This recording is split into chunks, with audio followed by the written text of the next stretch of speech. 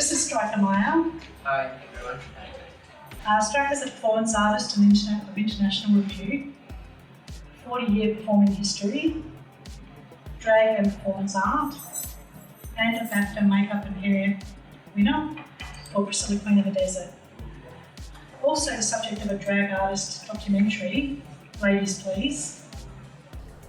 And likes to push gender boundaries on stage.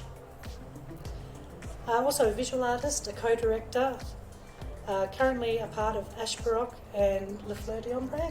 Yes, that's good. I've done my That's research. brand new. And inducted into the 2018 WA Proud Award Hall of Fame. So we're very, very privileged to speak to you today and get some of your thoughts. Also, just like to do a little bit of a background. Came from England in 1969. Yes. Came through Stella Barrick. Campbell and Kalgoorlie. Yes. Through to Perth. And lived various locations from Perth, settling in back and forth between Sydney and Perth, doing a lot of performance and art between there, and now our resident for the last 25 years. Yeah. So I'd like you to all Wow. welcome. Told you, the research Thank you was very there. So just firstly, what brought you to WA? And what kept you in WA? I had no say in any of that. I was just one of 7 children. We just did what Mum and Dad did, and we were in England. We lived in kind of slummy area, and they did a really, really good job for our family. We were £10 POM, so it cost us £20 to come here with 7 children and all of our furniture. And we lived in Fremantle, Greylands Hostel first, which was hideous. Fremantle, which was a real culture shock. We'd never seen cockroaches or lizards or stick insects. The house was full of it. Then we went to Kambalda because of the mines, and my father could go down there, fill his lungs right up and make lots and lots of money for his kids, which is basically what we were doing there. Kambalda was like 9 years old then. Wow. Yeah. And so I just spent the rest of my time trying to get out of there. And Kalgoorlie was the first stop, really. Since I didn't go to school, I used to just stay on the bus. We used to do 51 kilometres from Kambalda to Kalgoorlie every day on the bus. And I hated school so much. I absolutely detested it. I was a very feminine person, and I got bullied quite a lot. So I'd just stay on the bus and everybody would get off. And I'd go to a friend's place and smoke marijuana all day. And then catch the bus back from the depot, pick the kids up, and then off back to Kambalda I'd go. Then I got a house in Fremantle. I had no concept of paying rent or anything like that. I had no interest in it whatsoever. It just didn't affect me. I got kicked out of that house, had to go back to Kambalda. But while I was in Kambalda, I used to hitchhike to Perth for the day just to see the Hay Street Mall, and then hitchhike back at night time. What year would that have been around? I've got it written down here because it's the beginning of my Approximately, story. yeah. I think it was about 1977-ish. And what was the A little bit before that, because I went to England in about 1977 too, because of the punk rock thing was happening, and I couldn't wait to get my hands into that. So it was punk rock and the Hay Street Mall at the time. Punk rock saved my life, absolutely saved my life, and I was always very hippified, but I think with a punk rock mentality now, it's just a very sensible way of looking at things. And in fact, most of us think in a very punk way these days. Most people wouldn't understand that if they were too young, you know. Yeah. But yeah, it was just about being real about stuff. Yeah, yeah. And did you know you were a gay man then? Yes, I did. I knew I was gay from a very young age, and I have to say I don't remember anybody at all interfering with me or anything like that. But from a very young age, I was very, very turned on to signals and things from much older men. So my sexual life started very, very young. And I can't really explain that, but I enjoyed it all. So, it was there. Fantastic. And so that was around the late 70s then that you came back to Perth. You'd been inducted into punk wisdom. Yeah, but I was just first of all, most importantly to me was freedom. It still is today about the soul. It has to be free, and I've always believed that. Of course, I didn't understand that when I was young like that, but I just knew I had to escape the shackles of boredom and straightness. No offense to anybody. But I didn't fit into any of that whatsoever. I was far too feminine. I was far too creative. And I did this a lot. I still do. Which is a dead giveaway. So people want to punch you in the head. It's a dead giveaway, and they used to just punch you in the head, just for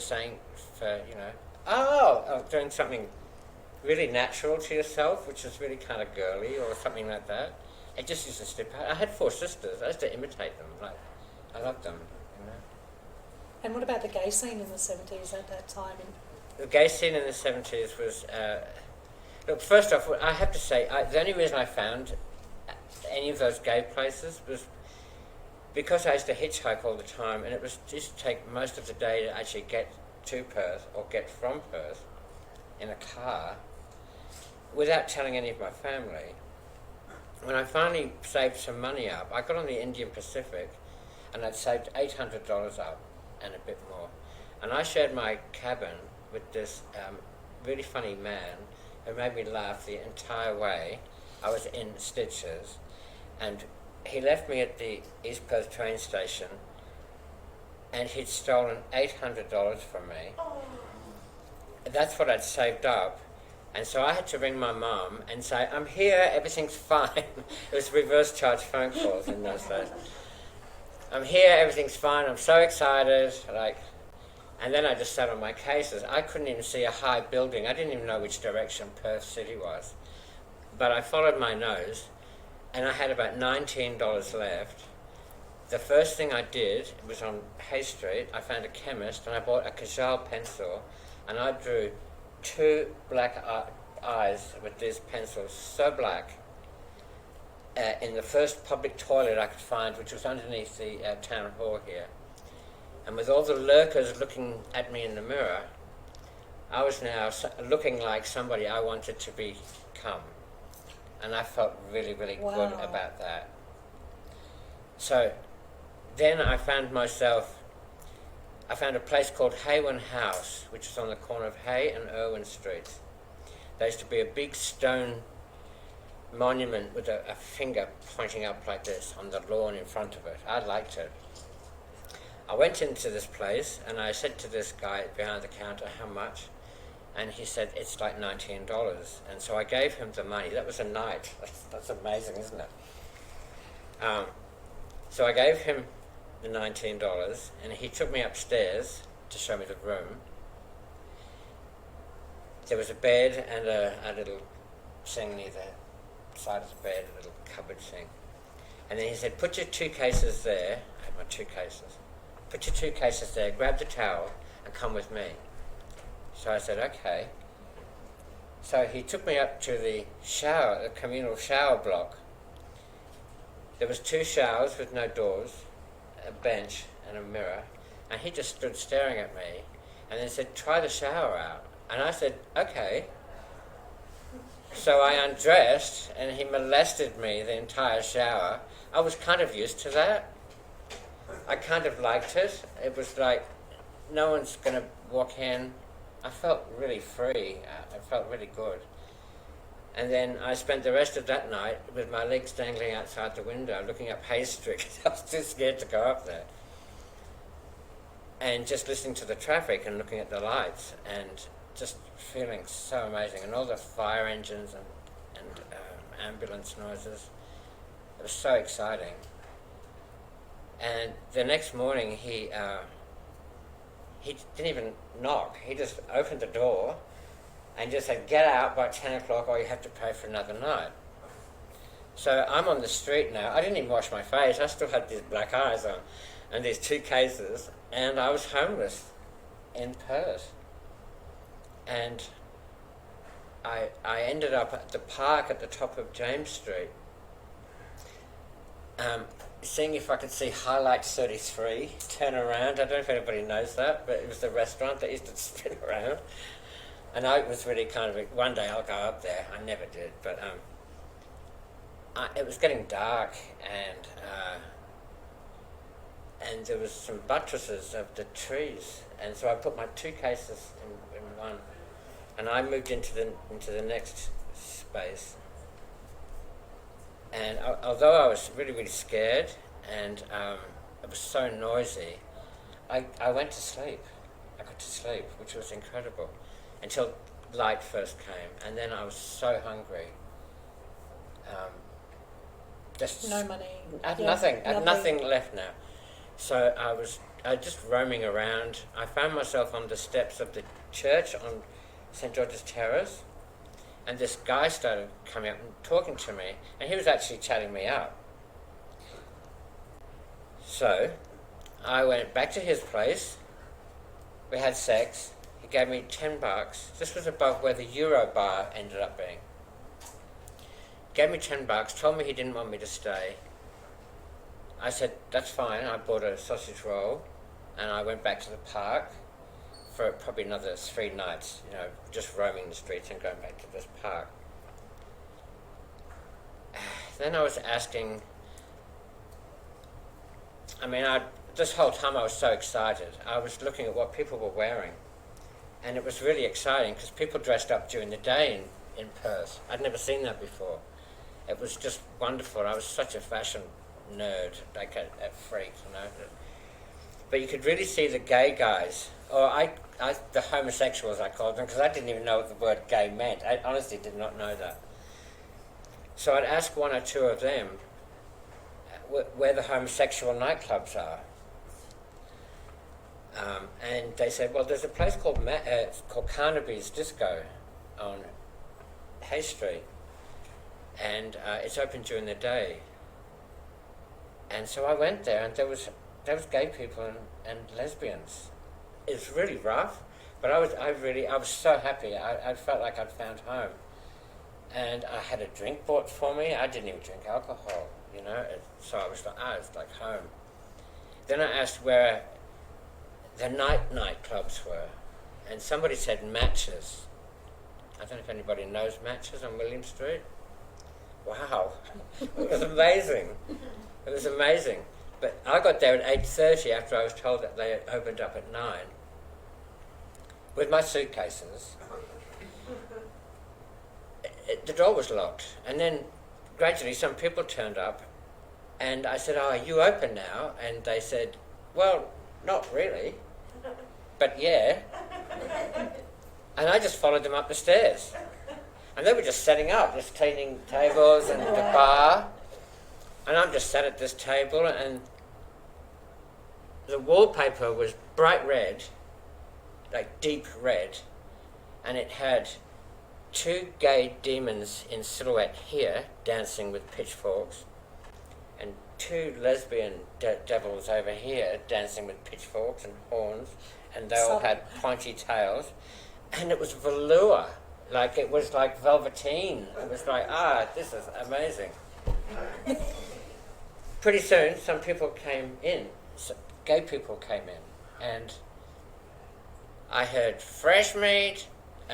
I had all these words and things, and some people just staring at me. Some older people were really ogling me. These people, they danced on the Perspex dance floor. I don't know if anybody knows Lance Mazzucchelli, but he was the DJ.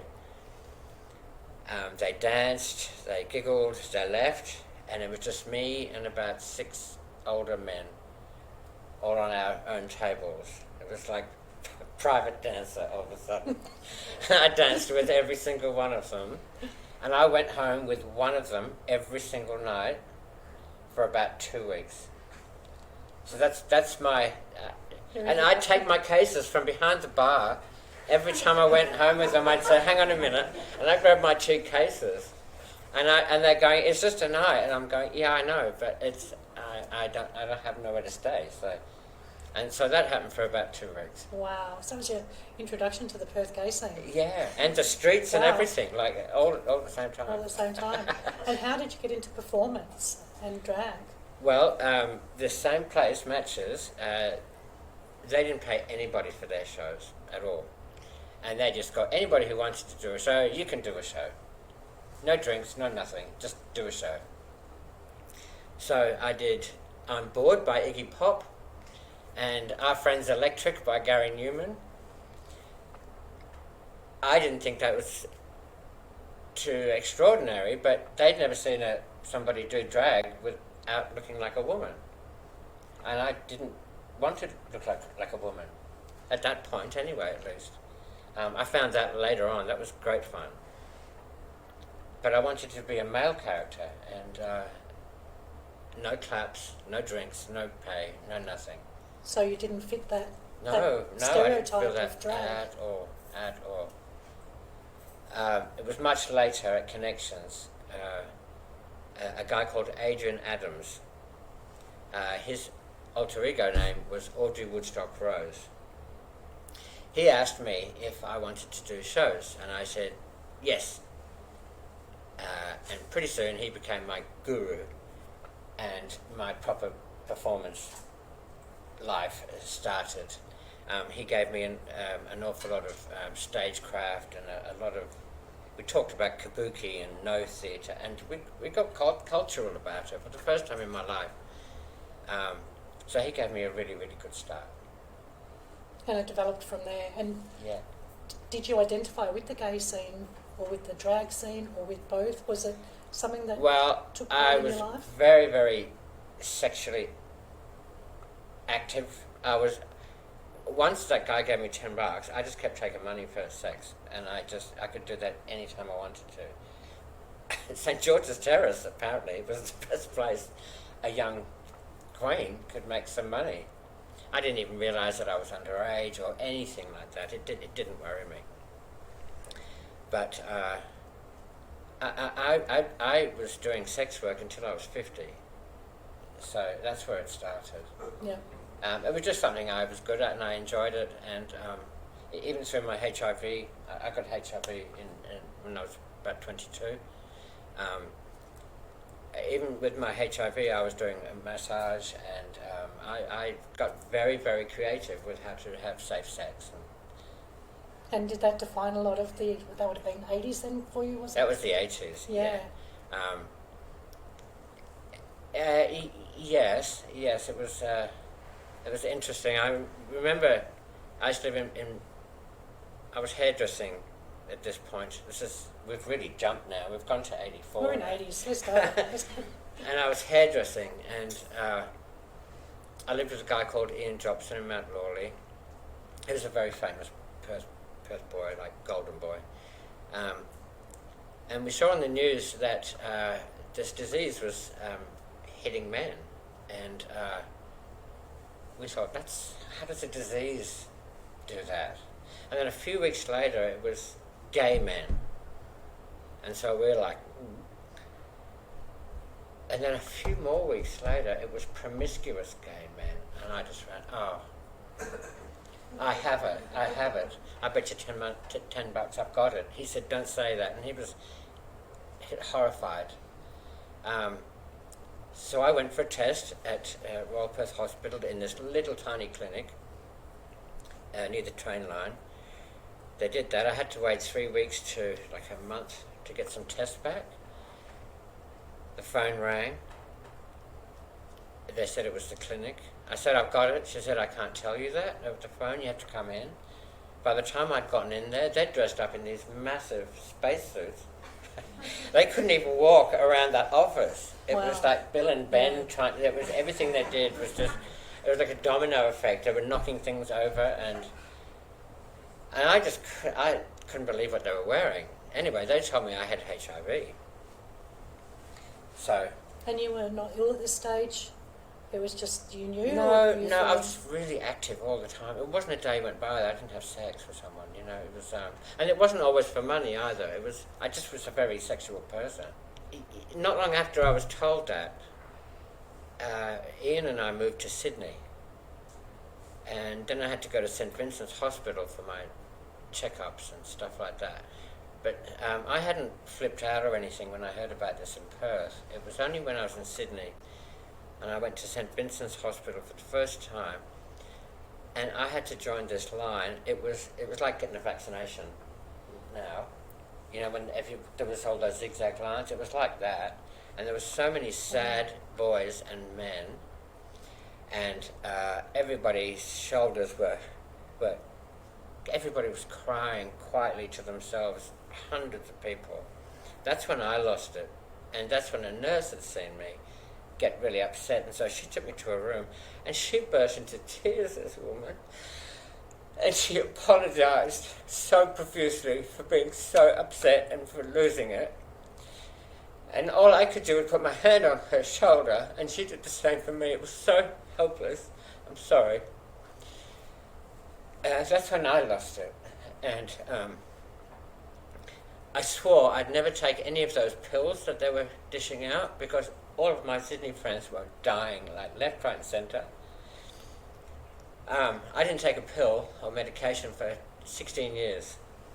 And I'm glad I did that, because I wouldn't be here now. That feels better, getting that out.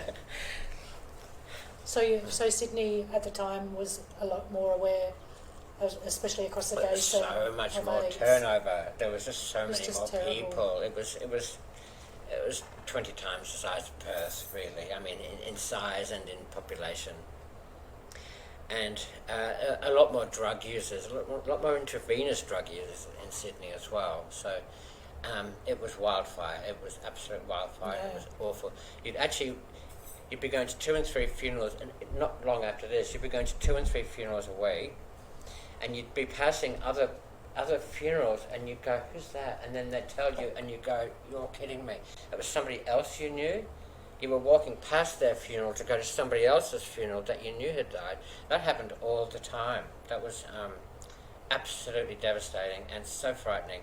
But it made people do so many more drugs, so much more than you would normally do. Right. You wouldn't just drink, you'd really drink. You'd try anything.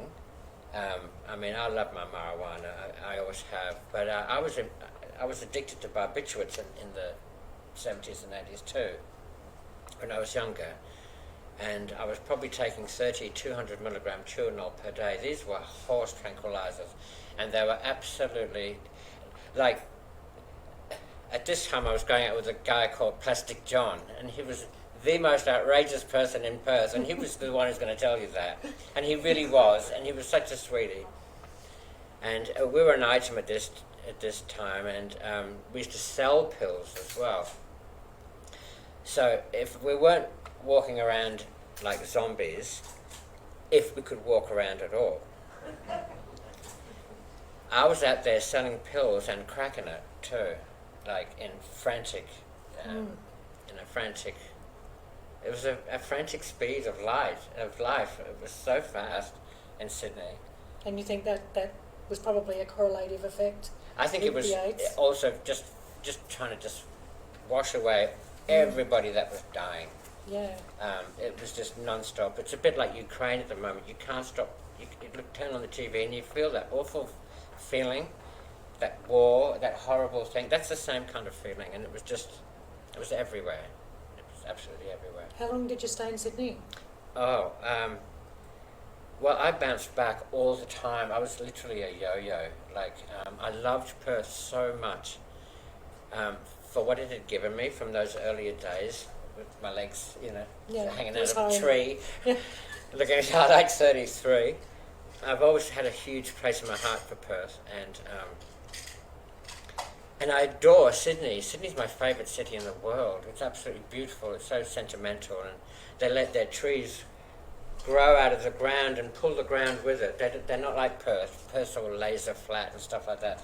But there's sentimentality in Sydney, and there's lots of emotion in Sydney, in the streets, and the older people, and I'll always keep going. I'm headed back to Sydney on the 20th of this month, so I have to be really careful with COVID. I'm like this. Yeah. Yeah. And so for the coming back to Perth during the height of the AIDS crisis, how was that affecting Perth, do you think? Do you think it grew Perth, or do you think it brought Perth backwards in the gay scene? Look, Perth has always been on its own, always. And it survives on its own. It's like a lone hyena, really. It really is. It will survive. that. Perth will always survive. In fact, that very uniqueness of Perth, being so isolated, creates some of the most interesting people ever. Some very, very creative people, from actors to singers to drag queens. It's the best lip sync training ground you can get here. If you're a drag queen, you can't get that kind of training in Everest. It's dog eat dog over there. Here, it was a bit more of a family affair. And so you've really just done amazing things in performance, in makeup, and also in costumes. A real lavish style that really comes in. Do you think that was from having that difference between Perth and Sydney, or no, that's pure me. Oh, you did say so. I've got a great quote. Me. Can I say your quote? Yes. You said about performance, it's not other characters, it's all me. And I think that's just one of the best things I've read. That? You've said that, and I've quoted it. I do double up, so if you hear me doubling up, let me know, all right? Look, I will do anything that is... Whatever's going, I won't be doing that. Anybody who knows me, Guy, you know me. Whatever's going, I don't do it. I chip out away in the middle somehow, and I get through, and there's never any footprints behind me. And I love that very, very much. I will always be as unique as I possibly can, and by getting older and realizing the differences I'm actually looking for is it's domestic. It's none of your horror movie. It's none of your fangs or your blood.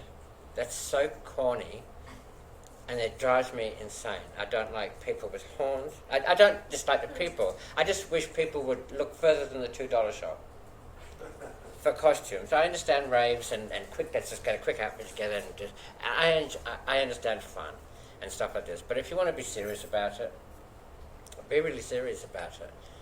You can show people other things, domestic things, like torturous things, mental things. You can actually put light on a subject that no one would dare talk about, but a costume can say it all.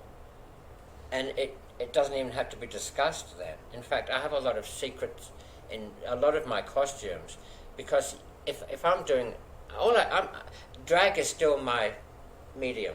It's the paint that I use. It's drag. That's what it is. And I'll never forget that. But I rarely do drag these days in the female form, although I've loved it in the past. A lot of my costumes have secret messages all in them. I flood them with theatrical positiveness. It's like a ritual I do with almost everything that I make. And I flood them with this theatricality, and I feel it once it's on. I'm generally covered head to toe in white paint as a base anyway, so it's a lot of hard work putting on, and it's even harder taking it off. That's for sure. And so with the performance in Perth, what do you think's changed since the 70s and 80s for Perth in that scope? Well, if I had a gun and RuPaul was there, I'd probably shoot her in the foot. In the foot. Can we not record that? Only. Because what we have now is a sea of beautiful makeup. When I was first doing drag here, there was 5 of us that were working in this town. I'm not saying there's anything wrong with the lawn of drag queens that grew up during the 90s, and it did. And then there was another lawn of them grow up as well. So now, from 5 drag queens who were working at that time to now, kind of everybody's a drag queen, in a way. There's so many, and they've got everything they need on YouTube. They'll look it all up, and they'll do all the tricks, you know, all the... They've got all that going on. And it's great fun, I get it, but all I can see is a sea of beautiful makeup. And I get no soul from that whatsoever, unfortunately. They work really hard. Some people who make costumes work their guts out. If you can make a costume, you're not just making your own costume, you're making everyone's costume. And that's what it's like. And it's full on, and they're really career orientated at the moment. And I've never, money has never, even sex money has never even driven me. It's only the basics. I just need to eat and have a roof over my head. Because my costumes cost nothing to make. They're made of rubbish. Do you make your own costumes? I hand sew everything. I can't use a sewing machine. I'm a technophobe, full on. I don't have a mobile phone. I don't have a sewing machine. But I'll sit there and hand sew. Ball gowns, which I recently did. And 30 meters of tulle in this thing. And it's all, my fingers are falling off at the end of it. But I don't break a needle either. Like, I'm very green about it. I hate waste. And definitely some time in that as well. And community, I guess, too, in being able to do that for other people around you. Yeah, I don't do yourself. it for many people, though. Yeah? I will criticise and I'll go, only if they ask. Only if they ask. I'm not a bitch. But if they go, what do you think? And I just go, oh, God. Yeah, take this off, take that off, put this on, put that, turn that around. I'll do my best to try and make them more unique. Instead of this cookie cutter perception that people have. They pay thousands of dollars for those wigs. They look amazing. But what's the point in spending thousands of dollars on those amazing wigs when 50 other people in the room have one on? It's that I unique. just don't get it. I just don't get that. I certainly haven't got money to throw away like that. And so for the Perth performance scene and gay scene and that intermix of the two, do you think that has dulled out or washed out a bit? No. Perth's too creative for anything like that to die out. The drag queens that are prominent in Perth now will be prominent in Perth for hundreds of years to come, probably, to look at. They buy houses out of their drag money now. It's a big business. They're allowed to get married. People are allowed to get married now, so they get married and they buy houses. That's what they do, and it's fantastic if that's what you want. And for the art side of things, so you've got a quote as well. I hope you remember this one. I say a lot of quotes. I'm not interested if I can't go deep. And I think that's such an important one, especially being from such a unique place as Perth, the hyena as you called it. Oh, absolutely. Well, absolutely. I'm not interested in just bosom buddies. I did all that. I really enjoyed it, but audiences are very, very polite, and they'll clap anything. And I don't ever want to put a room full of people through that. I want people to clap when they go far out. That was really, really good. Or that was so different. Or I have never seen, or I've never heard that. The numbers I pick, I just want you to hear the song. I just want you to hear it, that's all. Because it's moved me in a lot of ways. It used to be 7 minutes of just talking.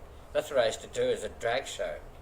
And for years I didn't even get an applause because people just didn't even understand what they were watching. I thought they hated me. I really did. And but they just didn't know how to react to it because it wasn't a da-da-da, because it wasn't that, So it took years for me to get an applause. And for those early years in Perth in the 70s and 80s, doing performance, what really stands out for you? What are some of your best memories? Moyer Street in Northbridge, 15 Moyer Street. Two friends of mine, Adrian and Martin, used to live there. Barry Helm and Brian Sorensen used to run connections way back. They used to also live there. Nana Neal used to live next door. I don't know if I'm mentioning if anybody's knowing any of these names, but when Adrian and Martin had that house, it was an absolute hub of creative activity. It was unbelievable. So was the amount of marijuana we were smoking, that whole thing. It was the whole pot. And so much amazing creativity came from that. We'd start to interpret songs, and then we'd start to reinterpret songs, and then reinterpret them again. It was just the LSD and stuff like that. But we were getting an awful lot of depth, and our horizons were broadening at a rapid rate. And this isn't just drug talk here. This is, we're talking performative, you know, like we're talking about performance, about not doing a show to entertain the crowd, because that's kind of rude. It's kind of, I'll make you laugh. We just thought, forget the crowd. If we impress ourselves about how we just did that, because it wasn't always just solos, we did shows with groups of people. If we could impress ourselves and go, God, that was fucking great,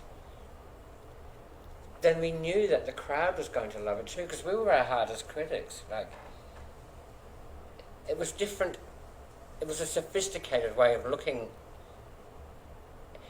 It was trying to not make drag or performance boring for myself. You can get used to things very, very quickly. I never want to do that. I'm not a big reader. I wish I was, but I'm not. I prefer to just this with one, you know, just chuck something up in the air and just watch it float around. I'm an ideas person. I've always come back to Perth, and I've always been that person. I think Perth enriches that in me. I get very busy in Sydney. I just want to be out walking around all the time and looking at all the old gardens that I remember. I love gardens. And I have a million friends in Sydney too, so that makes me not really concentrate on something. But Perth has always had a magic here. A magic, yeah. Yeah, and it still has. It's you know, it's so, the drag scene in Perth is so much better than the drag scene over there. Okay, we've got our Courtney acts. You know, we've got those people that just look $1 million. Okay, it's just for TV. That's not really my scene. But our queens here, they can just walk right over them in lip syncing, in presentation, in creativity, in professionalism. They're never late, they never turn up late, they're always on the ball. Barbecue is a great example of classic drag that is like every second it's work. She's amazing. I work with Ash Baroque, and he's like the opposite end of the scale, because we don't do that. Although I don't mind dipping into that every now and again. I love some of those old songs, and I do a lot of black vocalists. I like really soppy romantic funk and soul too. So I don't let anything stop me doing what I want to do. Where other kinds of drag will only be, it'll have a skin around it that it's not allowed to seep out. I say to hell with that, and yeah, nothing's wrong. That's how I look at things. And you hold that esteem for Perth now in your drag scene, possibly like you did then, is it? I hope so. Yeah. I'm 60 now, and my knees and my legs and my ankles and my hips and my feet are really sore. Don't drag. Yeah, they've also been on their knees a lot too. Like, I've never been kind to my legs. What would you say to that young boy that rocked up in Perth? I would so many absolutely years ago? say just keep going. Just dangle those legs out of that window. Keep looking up there at those bright lights, and don't let everybody suck you off. Like, you know. Not everyone. I hardly said no. I hardly ever said no to that stuff, you know. Like I said, I'd already been like that since I was a kid. It was just, and I can't really explain that. It's just, But yay, sex! Like, it's a nice thing. That's fantastic. Carol, I'd just like to say from all of us, thank you so much for sharing your time and being part of Heritage Week, and something that's so important to our community is sharing our heritage, and we're so grateful. Thank you Thank so you very much. much. It's been pleasant. Thank you. And a burger back in my gum.